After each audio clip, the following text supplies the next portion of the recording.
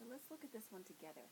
The first step is to get everything on one side and set it all equal to 0.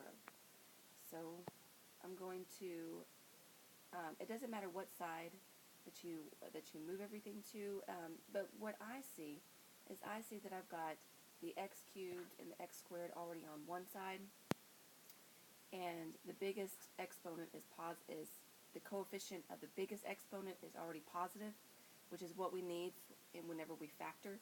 So I'm going to move the 98x and the negative 49 over to the right. I'm going to do this by subtracting 98x from both sides and adding 49. I'm doing the opposite. Okay, since 98x is positive, we subtract. And then negative 49, opposite is positive 49.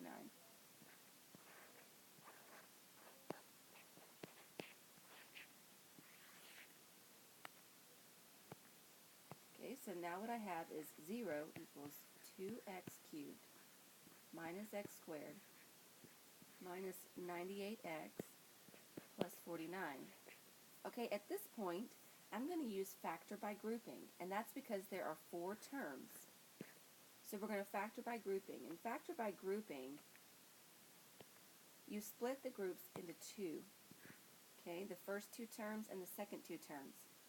Now, in this first set of terms, you're going to factor out that GCF, the greatest common factor. What do these 2 terms have in common? Okay, they have x squared in common. So now I'm going to factor out the x squared, and what do I have left? I have 2x minus 1. Now, how did I get that 1? I got the 1 because I factored out everything that was in that term.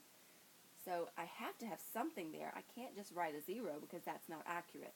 Remember that if I were to distribute this back out, I would need to get 2x cubed minus x squared. Alright, so that's that part. Now I'm going to factor out the GCF from this part.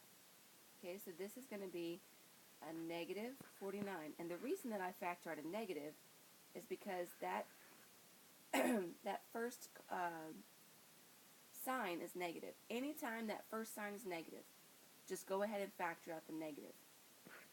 Now what's left is 2x minus 1. Now, very importantly, I need to point out that what you have in the parentheses is the same. This is really important for factor by grouping to work. Those sets of parentheses have to be identical.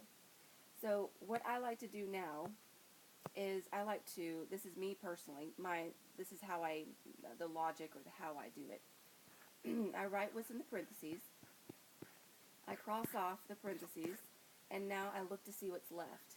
What's left is x squared minus 49. Essentially what I'm doing is I'm factoring out 2x minus 1 from each of the terms. That's what I just did. But the way I like to view it is this. Now, my math lab breaks this up into 2 different points. It says to rewrite the equation in factored form. So this would be the factored form. There is really technically one more step that you could do, but I guess that they're stopping here. You could actually factor this by using the difference of squares, but it looks like what they're doing is they're stopping at this point, and then they set each factor equal to 0 to solve.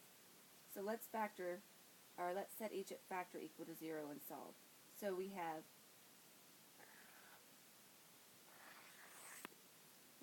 2x minus 1 equals to 0. If I add 1 to both sides, and then divide by 2,